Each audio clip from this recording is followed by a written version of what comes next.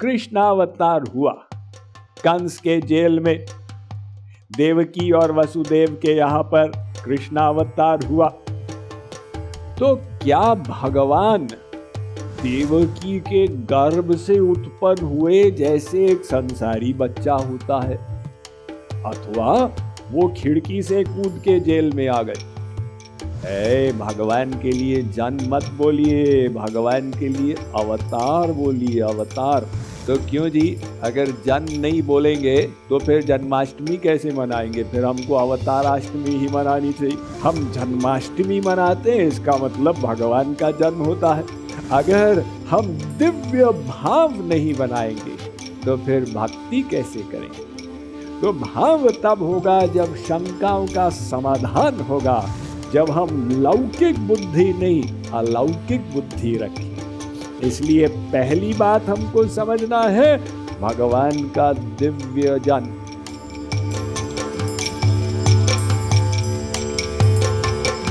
क्योंकि ये भगवान जो अवतार लेकर आता है संसार में, क्या मां के पेट से पैदा होता है या बाहर से कूद के आ जाता?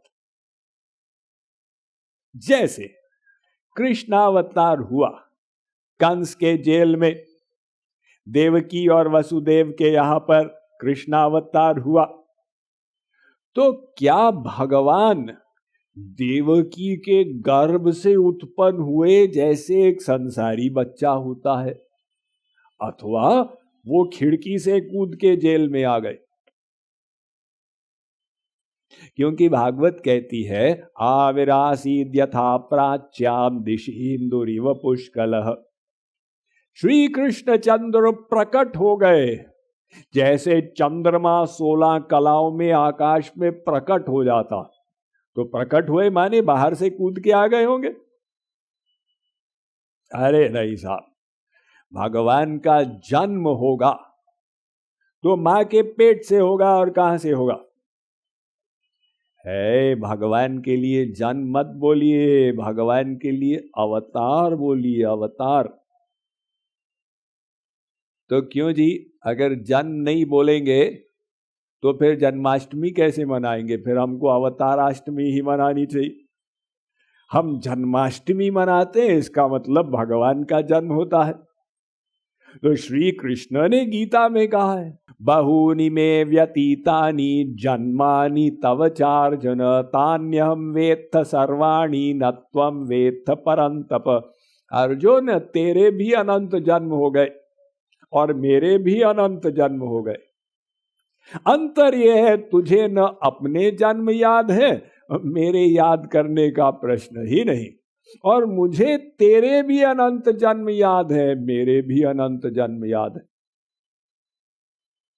तो क्यों जी, ये भगवान जन्म लेते हैं क्या? जैसे मनुष्य जन्म लेता है भगवान भी जन्म लेते हैं। तो फिर तो हमारे बड़े भाई हो गए, क्योंकि जिसका जन्म होता है उसकी मृत्यु भी होती है। जातस्य ही ध्रुवो मृत्युर्ध्रुवम जन्म मृतस्य च। जो पैदा होगा वो मरेगा। तो भगवान पैदा होते हैं संसार में, फिर मर जाते हैं, फिर पैदा होते हैं, फिर मरते हैं। भगवान भी फिर जन्म मृत्यु के बंधन में फंसे हुए हैं। फिर उनमें हमारे में अंतर क्या है? तो क्या भगवान का जन्म हमारे जन्म के जैसा होता है? जी नहीं, वहीं पर अंतर है, और वो ही अंतर सबसे इंपॉर्टेंट है। श्री कृष्ण ने कहा अर्जुन, जन्म कर्म च मे दिव्यम एवं यो वेत्ति तत्वतः त्यक्त्वा देहम पुनर्जन्म नैति मामेति सोऽर्जुन। मेरा दिव्य जन्म होता है, तेरा लौकिक जन्म होता है। तेरे कर्म भी लौकिक और मेरे कर्म भी दिव्य। क्या मतलब? मतलब भगवान संसार में आते तो हैं, किंतु माया के अंडर में नहीं आते हैं।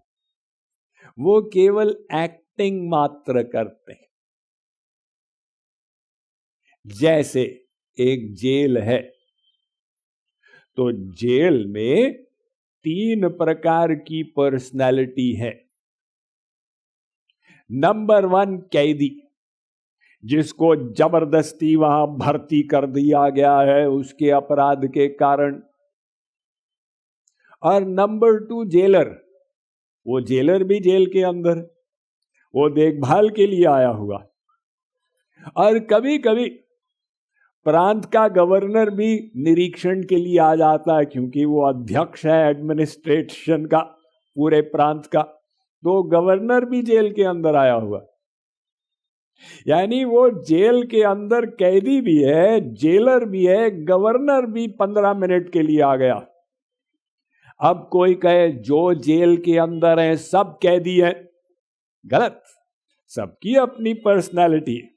इसी प्रकार से इस माया के संसार में भी 3 प्रकार की पर्सनालिटी है।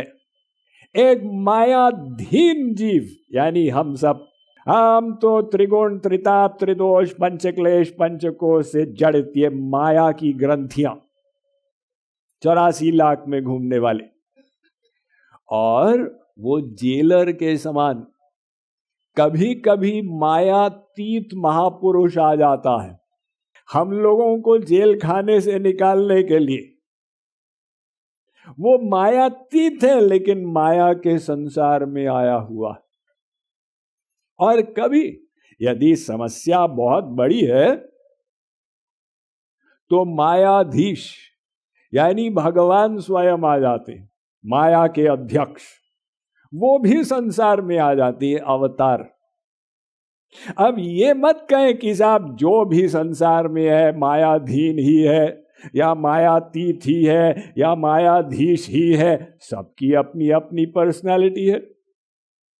अतः भगवान संसार में आते हैं किंतु माया उनको टच नहीं कर सकती। विलज्जमानया तस्य स्थातुमीक्षा पथे मुया। जैसे प्रकाश के सामने अंधकार टिक नहीं सकता, ऐसे कृष्ण सूर्य समा माया है अंधकार। यहां कृष्ण तहां माया नहीं अधिकार। जहां भगवान है वहां पर माया कैसे आएगी? तो भगवान का जो जन्म होता है वो दिव्य जन्म होता है, एवं वो दिव्य जन्म कोई मां के पेट से नहीं होता। बताइए भगवान को क्या सूझी है कि 9 मास के लिए उल्टे टंग जाए किसी के गर्भ में? क्या मायापति को और कोई इससे बढ़िया काम नहीं है? देखिए भागवत कहती है मन आनक दुंदुभे। सबसे पहले कृष्णावतार भगवान श्री कृष्ण आनक दुंदुभि यानी वसुदेव जी के मन में बैठ गए।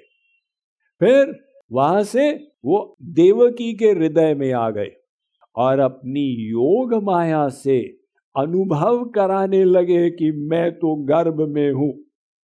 यानी जैसे संसारी बच्चे के समय मां का पेट बढ़ता है ऐसी देवकी का बढ़ता रहा। और लास्ट में जब प्रकट हुए तो बाहर से प्रकट हो गए।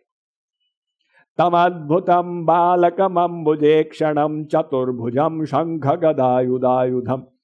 6 फुट के शरीर में भगवान विष्णु 4 भुजाओं में शंख चक्र गदा पद्म पकड़े हुए, भागवत कहती है, देवकी के सामने खड़े हो गए। तो ये 6 फुट वाले भगवान क्या देवकी के पेट से आए? जरा सोचिए, 6 फुट वाले भगवान क्या देवकी के गर्भ से निकले? अरे भगवान के हाथ में जो चक्र है ना सुदर्शन, उसके सामने अनंत कोटि चक्र की धार 0/100 हो जाए। वो चक्र को लेकर यदि देवकी के पेट में बैठते तो पेट का तो ऑपरेशन हो जाता। अतः भगवान पेट में थे ही नहीं, वो योग माया से भ्रम उत्पन्न किए और लास्ट में पेट खाली हुआ, वे बाहर प्रकट हो गए। देवकी ने स्वीकार भी किया, आप मेरे बेटे नहीं है महाराज, आप तो मेरे बाप के अंतिम बाप हैं। रूपम यत्तत्प्राहुरव्यक्तमाद्यं ब्रह्म ज्योतिर्निर्गुणं निर्विकारं सत्तामात्रं निर्विशेषं निरीयं सत्वं साक्षात् विष्णुरध्यात्मदीपः। वो विष्णु जो सबकी इंद्रिय मन बुद्धि के शक्ति प्रदाता है और जो संसार में सर्वव्यापक भी है, वही आप है महाराज। और मैं जानती हूं आप क्यों आए हैं। पूर्व जन्म में मैंने वरदान मांगा था, आप बेटे बन के आई, लेकिन आप तो बाप बन के आ गए। तो वसुदेव जी ने भी कहा विदितोऽसि भवान साक्षात् पुरुषः प्रकृते पर केवलानुभवानंद स्वरूपो सर्वबुद्धिधृक्। महाराज आप तो भगवान ही हैं, भगवत तत्व हैं, हमारे बेटे बेटे कुछ नहीं। तब देवकी ने प्रार्थना की उपसंहार विश्वात्मन्नदो रूपमलौकिकम। महाराज अब आप इस रूप को छिपा दीजिए प्लीज, अपनी लीला शुरू कीजिए ताकि मुझे मां का सुख मिले। अगर मैं आपको इस रूप में देखूंगी तो कैसे सोचूंगी कि आप मेरे बेटे हैं। मैं तो हाथ जोड़ के विष्णु सहस्त्र नाम शुरू कर दूंगी, शांताकारम भुजंगशयनम पद्मनाभम सुरेशम। भगवान ने कहा भाई हमने दिखा दिया हमारी वास्तविकता, ताकि लोगों को ये ना उस मन में आ जाए ये तो भगवान थे ही नहीं, इनका तो जन्म हुआ है। तो वही 6 फुट वाले भगवान योग माया का पर्दा डाल दिए भक्त के ऊपर और अपने ऊपर भी। नाहं प्रकाशः सर्वस्य योग माया समावृतः। और वे एक छोटे से बालक बन गए। तो ये भगवान के दिव्य जन्म का रहस्य है। इस बात को समझना बहुत जरूरी है। श्री कृष्ण ने गीता में इतनी बड़ी बात बोल दी।